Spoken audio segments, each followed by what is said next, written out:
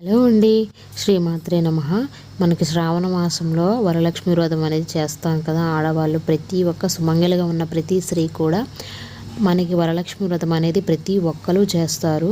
అయితే వరలక్ష్మి వ్రతం చేసేటప్పుడు అంటే ఆ వరలక్ష్మీదేవి వ్రతం చేసే ముందు మనం కొన్ని విషయాలు అయితే తెలుసుకోవాలండి. ఎందుకంటే లక్ష్మీదేవి అనుగ్రహం కలగాలి అంటే తప్పకుండా మనకి తెలుసుకోవలసిన విషయాలు అయితే చాలా ఉన్నాయండి.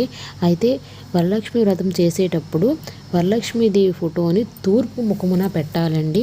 తూర్పు ముఖమున పెట్టినట్టయితే చాలా చాలా మంచిది.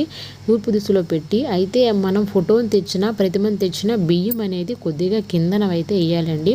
మనం క్లాత్ పెట్టుకుంటాం కదా, క్లాత్ పెట్టిన తర్వాత దాని మీద కొద్దిగా రైస్ అనేది వేసి విగ్రహం కానీ ఫోటోని కానీ కంపల్సరీ పెట్టాలండి. వరలక్ష్మి వ్రతం చేసేటప్పుడు నాణెములు కంపల్సరీగా ఉంచుకోవాలండి. మనం అమ్మవారి దగ్గర కంపల్సరీగా పెట్టాలి.